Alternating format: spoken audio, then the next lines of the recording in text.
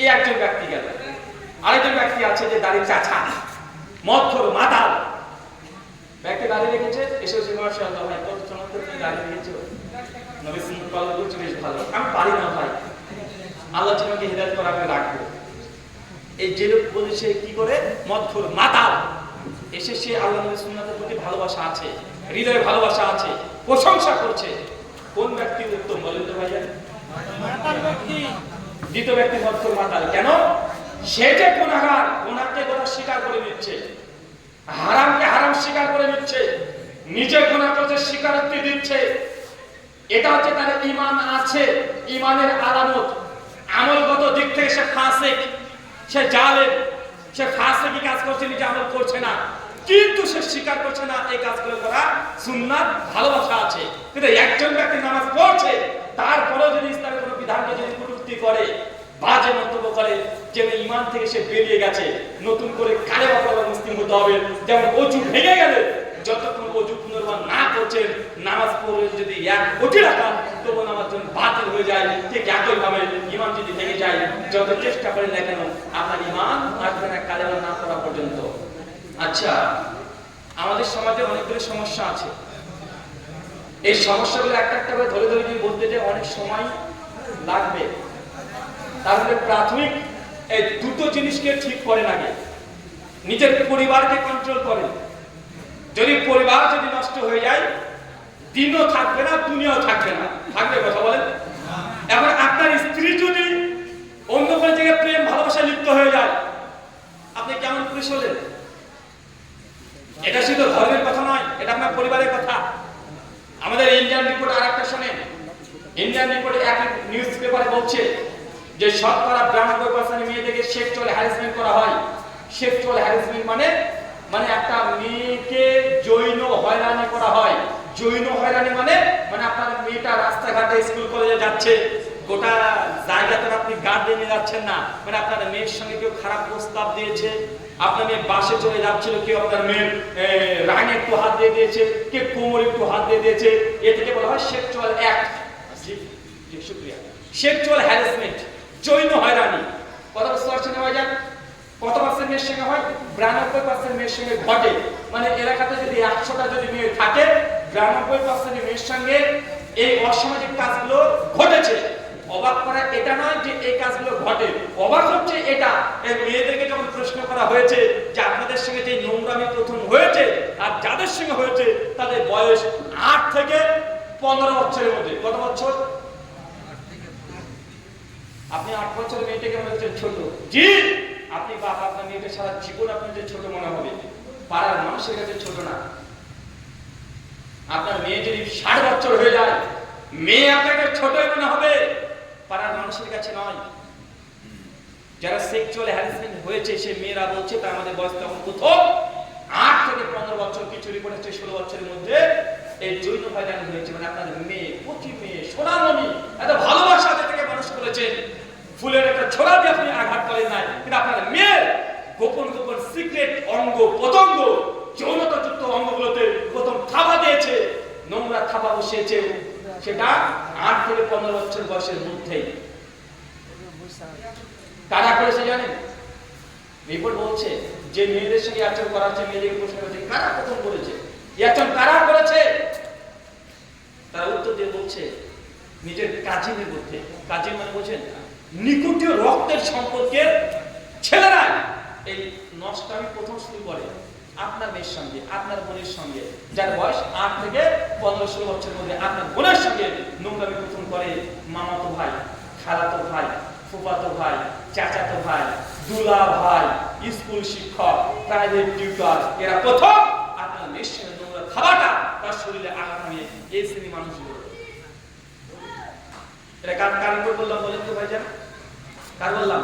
আপনার পরিচয় করতে আপনার মেয়ের, আপনার মেয়ের সঙ্গে নোংরামি করছে, এখনো করতেছে। বাপ যদি মেয়েকে যদি সাবধান সতর্ক, তাকে যদি গার্ড না দেন, আপনার মেয়েকে নষ্ট করে দিবেন। কবে যে আপনার মেয়েকে ধর্ষণ করে ছেড়ে দিবে, আপনার ধর্ষণ নামে বাড়িতে আপনি প্রতিপালন করছেন, আপনার মেয়ের তো ভয়ে বা লজ্জায় বাপ মাকে বলেনি, কিন্তু সে কবে ধর্ষণ হয়ে গেছে। তারা করছে মামাতো ভাই, খালাতো ভাই, পাড়াতো ভাই, ফুফাতো ভাই, স্কুল শিক্ষক, প্রাইভেট টিউটর, এগুলো কিন্তু আপনি মনেই করেন না, কিন্তু এগুলোই আপনার মেয়ের যৌবনের উপরে প্রথম হস্তক্ষেপ করে।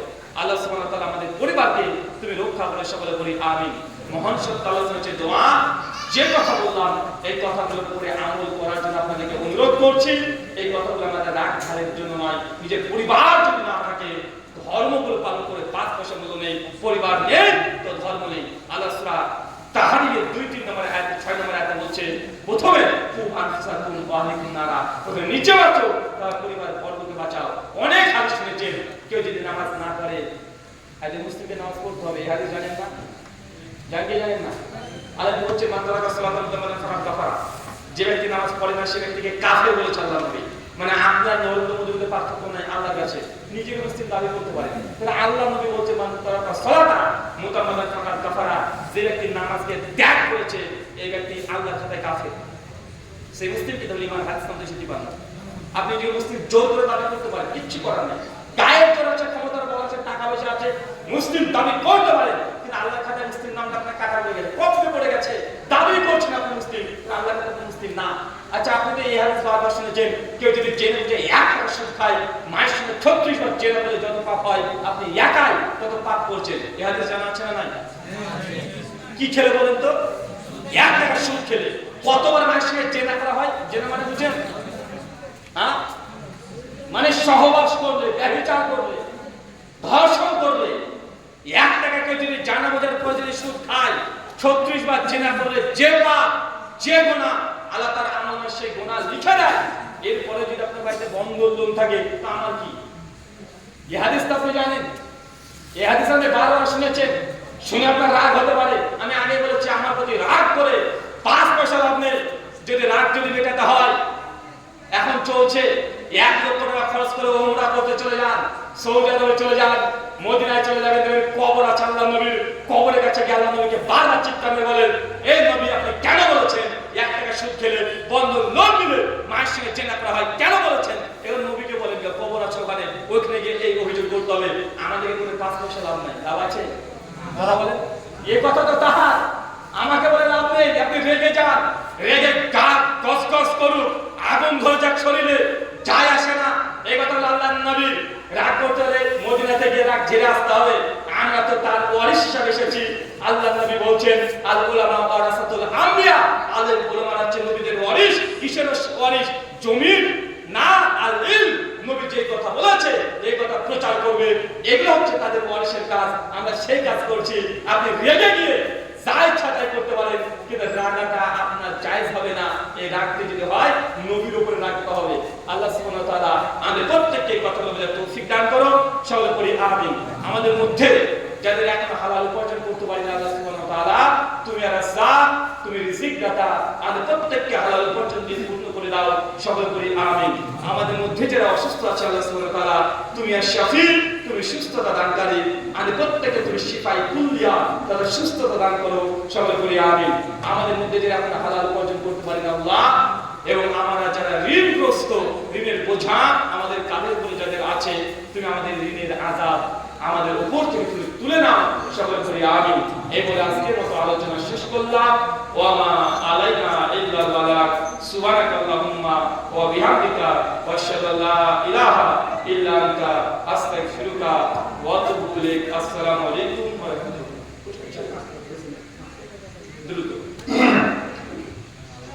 আমি আমার পরিবারকে ইসলামের পথে আনার চেষ্টা করি, কিন্তু আমার কথা শুনে না।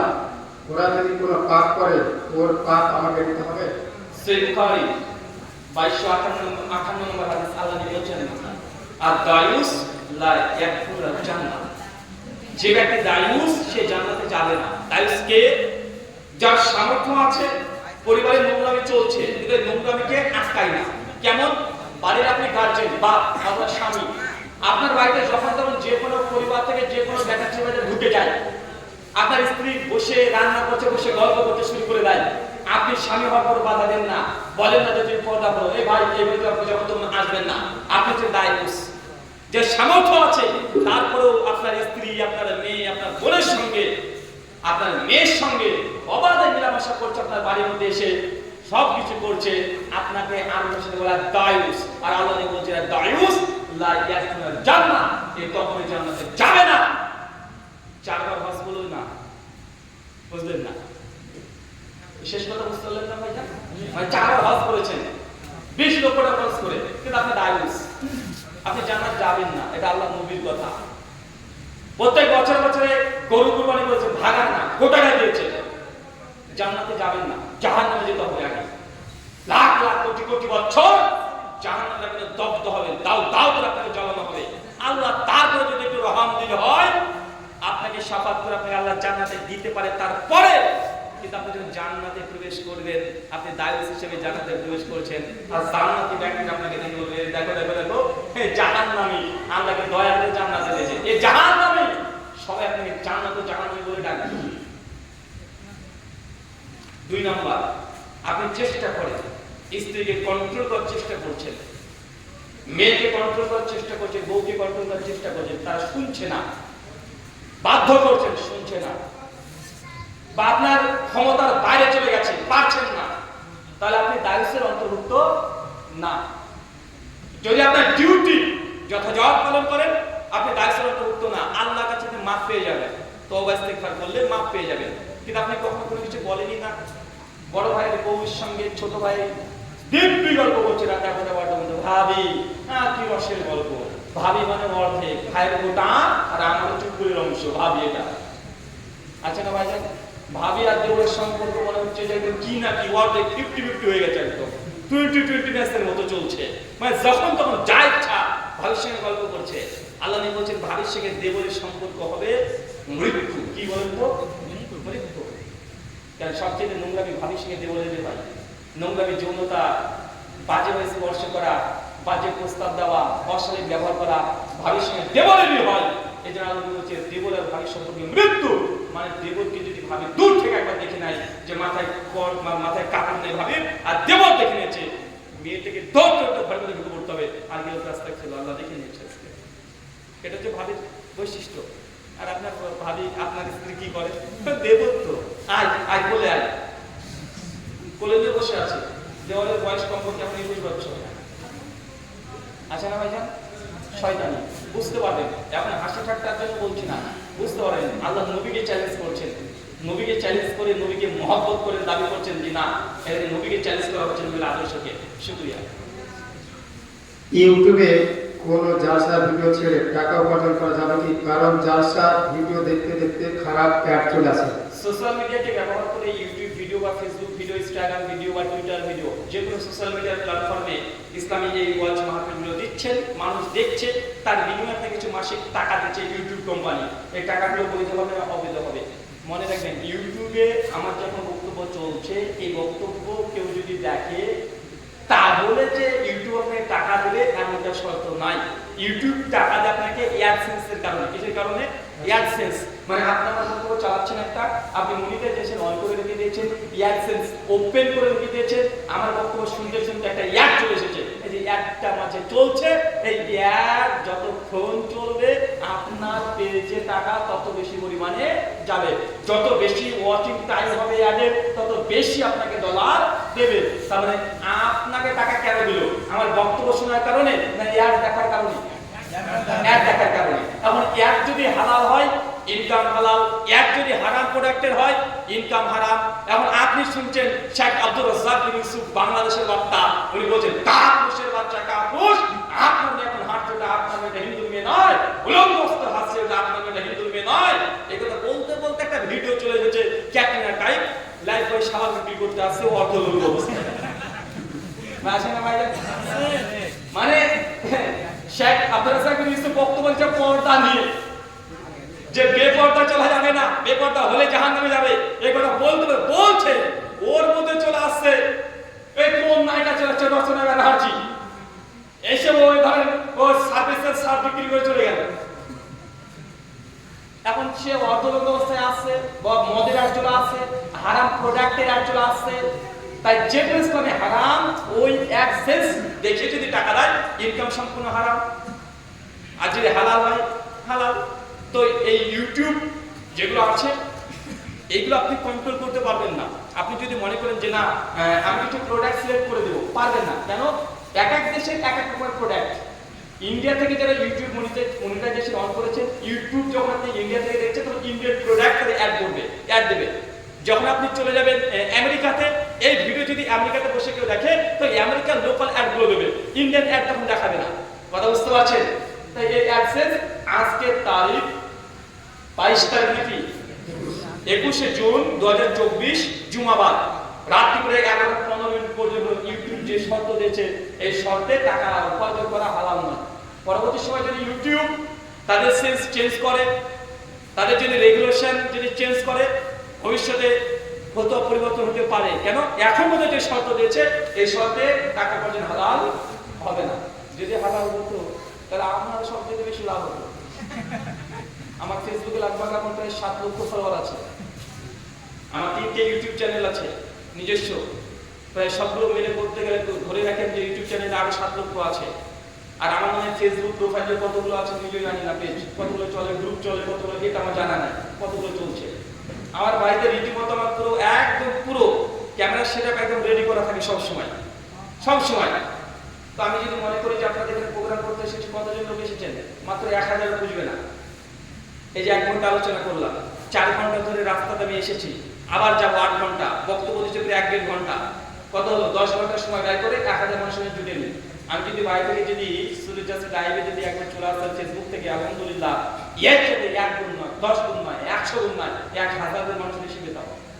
বাড়িতে বসে আরাম করে এসি ঘরে বসে আরাম করে ভিডিও করতাম। আমাদের উদ্দেশ্য মানুষের কাছে দাঁত পৌঁছে দেওয়া। মাত্র 1000 মানুষ এসেছেন, এটা দুঃখজনক। যদি এই সময়টা যদি বাড়িতে বসে দিতাম, আমি 1 ঘন্টা আলোচনা করতাম, 1 সপ্তাহের মধ্যে কমপক্ষে 5 মিলিয়ন মানুষের কাছে পৌঁছে যেত আমাদের বার্তা। আর যদি প্রত্যেক ভিডিও থেকে যদি 1 মিলিয়ন যদি ভিউজ হয়, কমপক্ষে টাকা লাভ করে 1 লক্ষ টাকা আসবে। মানে মাসে কমপক্ষে 7 থেকে 8 লাখ টাকা শুধু YouTube, social media, Facebook, Instagram এগুলো থেকে ইনকাম করা সম্ভব। আমার পক্ষেও সম্ভব। শুধু একটাই কাজ, ফেসবুকে একটা অপশন আছে মনিটাইজেশন, ওটাকে অফ করেছেন, অন করে দেবে, 1 ক্লিকে টাকা চলে যাবে মাসে 7 লাখ টাকা। কিন্তু হারাম কিছু করার নেই। কথা বুঝতে পারলেন না? কতজন যোগাযোগ করে আমাদের সঙ্গে যে আপনার ফেসবুক পেজটাকে আমরা ব্যবহার করতে চাই অ্যাডসেন্সের জন্য, আপনাকে আমরা $900 দেবো। $900 হিসাব রাখছে কত? মানে মাসে কমপক্ষে 2.5 থেকে 3 লক্ষ টাকা একটা কোম্পানি দিতে চায়, ইউটিউব থেকে দিতে চায়। কিন্তু আল্লাহ সুবহানাহু ওয়া তাআলা হারাম করে দিয়েছে। যতই হোক এই ইনকাম জায়েজ হবে না। তাই আমাদেরকে ভাবেন না যে আপনি ইউটিউবে যদি হালাল করে সবচেয়ে বক্তারা বেশি উপকৃত হবে, আমাদের সবচেয়ে উপকার বেশি হবে, আর প্রোগ্রামের প্রয়োজন হবে না। আর আমরা প্রোগ্রাম ওয়াহিদ টাকার জন্য প্রোগ্রামও করি না। যদি করতাম এত গরম গরম কথা বলতে পারতাম না। ছাড় কাউকে না, কমিটি কি কমিটিকে সুযোগ করে দিয়ে চলে যায়। ও টাকা দিন বা না দিয়ে কোনো টাকা দরকারই নাই। যদি হতো আগে থেকে টাকা নিয়ে চলে আসতাম, পারতাম না রে ভাই, পারতাম না। টাকা খরচ করে এসেছি, আরে ভাই দিবে কি দিবে না কথা জিন্দিগিতে চিন্তা করিনি। কে দিতে বলেছে? প্রয়োজন নেই আমার। বক্তব্য দিতে হবে, এটা আমার মূল ব্যবসা বা পেশা নয়। শুকরিয়া, জাযাকাল্লাহ খায়রান। কোরবানির মাংস বিতরণের পদ্ধতি কি? কুরবানির মাংস সূরা হাজ আয়াত নম্বর 36-37 খাবেন আর খাওয়াবেন। যতক্ষণ বাড়িতে কুরবানির মাংস থাকবে ততক্ষণ গরিব মিসকিন প্রতিবেশী এর হকদার। আপনি 3টে ভাগ করতে পারেন উপকারের জন্য, কিন্তু 3 ভাগের মধ্যে 1 ভাগ মিসকিনকে দিয়ে দিয়েছেন। 7 দিন পর একটা মিসকিন এসে বলছে, মা কুরবানির মাংস দে। আপনি বলছেন তোমাদের ভাগ দেওয়া হয়ে গেছে, এই কথার হক রাখেন না। বাড়িতে যদি রান্না করা মাংস থাকে ওই মাংসের হক ওই মিসকিনের আছে, এটাই ভাগ। কথা বুঝতে পারলেন না ভাইজান?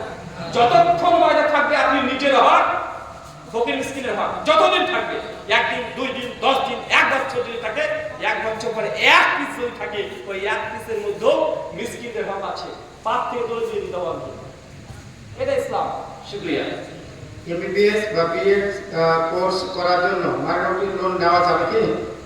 মাইনরিটির যদি কোনো সুযুক্ত অর্থনীতি সুযুক্ত না থাকে যাবে না। যদি না থাকে তাহলে যাবে। আর যদি সুদেশে যুক্ত থাকে, যখন আপনাকে লোন দিচ্ছে পরবর্তী সময় ইন্টারেস্ট কিছু নেবে, যাবে না। শুকরিয়া। রাজমিস্ত্রি ঠিকাদার ওনারা অনেক লেবার মিস্ত্রি খাটিয়ে ওনাদের মাথা থেকে যে ইনকাম করেন বা কমিশন খাটান, এটাকে নেওয়া যাবে? কি খাটায়? ধরেন 10টা লেবার নিয়ে 10টা মিস্ত্রি নিয়ে এবার ওদের মাথা থেকে কমিশন খাচ্ছে। আমি একজন সুপারভাইজার, 10 জন লেবার খাটাবো, বিল্ডিংটা তৈরি করতে হবে। আমার সঙ্গে বিল্ডিংয়ের মালিকের একটা চুক্তি হয়ে গেছে যে এত স্কয়ার ফিট কাজ হবে, আমি এত টাকা স্কয়ার ফিট বা স্কয়ার ফিট নেব। আর আমি কিছু লেবার পাঠাচ্ছি প্রতিদিন, তার মধ্যে থেকে দেখছে 280 টাকা করে আমি মিস্ত্রিদেরকে দিচ্ছি, আর আমি মালিকের কাছ থেকে নিচ্ছি 300 টাকা, 20 টাকা করে লাভ করছি। এটা বৈধ হবে কি হবে না? জি। যদি আপনার সঙ্গে দ্বিতীয় চুক্তি ওই শ্রমিকদের হয়, যেন আমি 280 টাকাতে কাজ করতে রাজি, আপনার সঙ্গে প্রথম চুক্তির চুক্তি হচ্ছে 300 টাকা, মাঝখান থেকে আপনার সঙ্গে যদি শ্রমিকের চুক্তি দিতে হয় 280 টাকাতে সে রাজি হয়ে যায়, উভয় যদি সম্মতি দেয় তাহলে জায়েজ। কিন্তু এখানে যিনি ঠিকাদার সে বলছে যে না আরে ভাই আমাকে 280 টাকাই দেয়, তোর কাছে 1 টাকা লাভ করি না, মালিক যদি আমাকে কিছু দেয় তা আলাদা ভাবে দিবে, এই যে একটা ধোঁকা প্রতারণার মধ্যে হয়ে গেল, এটা এখন আর জায়েজ হবে না। যদি ক্লিয়ার থাকে, কথা যদি ক্লিয়ার থাকে, আল্লাহ বলছে ক্রেতা এবং বিক্রেতার মধ্যে কোনো অস্পষ্টতা যেন না থাকে। একটা মাল আছে পোকা লাগা, বলে দিতে হবে, এটা ইসলাম, যে ভাই আমার এই বেগুনে পোকা লাগা আছে 9 টাকা কেজি নেবো, আর এটা ভালো আছে 11 টাকা কেজি নেবো, বলে দিতে হবে। কিন্তু আপনি টুক করে পোকা লাগাটাকে উল্টে রেখে দিয়েছেন, ঢুকিয়ে দিলেন টুক করে বাড়তে রাতে, আপনার খবর আছে। ইসলাম স্বচ্ছ, নিজেও ঠকবে না, কাউকে ঠকাবেন না, এটা তো মুসলমানের পরিচয়। শুকরিয়া। হযরত শব্দের অর্থ কি? কাউকে কি হুজুর বলা যাবে? হযরত মানে জানাব, ইংলিশে বলে স্যার, বলি সম্মান সূচক একটা শব্দ। জানাব বা ইংলিশে বলা হচ্ছে স্যার, এটা সম্মানবোধক একটা শব্দ। হুজুর কাউকে বলা যাবে কি যাবে না? হুজুর আসছে মানে প্রেজেন্ট, উপস্থিত ব্যক্তির জন্য হুজুর শব্দ ব্যবহার করা হয়। মানে আমরা বলছি হুজুর মানে আপনি উপস্থিত আছেন তাই, কিন্তু ট্র্যাডিশন মানে মৌলবি দেখলে হুজুর বলে দিচ্ছি আমরা, মানে দাঁড়িয়ে আছে মানে হুজুর বলে দিচ্ছি। হুজুর মানে কি? প্রেজেন্ট, উপস্থিত, যিনি উপস্থিত থাকেন তাকে হুজুর বলা হয়। এই জন্য যে আছে ট্র্যাডিশন হিসেবে যদি হুজুর বলে আপত্তি করার কিছু নেই, তবে মুহাম্মদ রাসূলুল্লাহ সাল্লাল্লাহু আলাইহি ওয়াসাল্লামের নামে পুরো হুজুর শব্দ ব্যবহার করা যাবে না।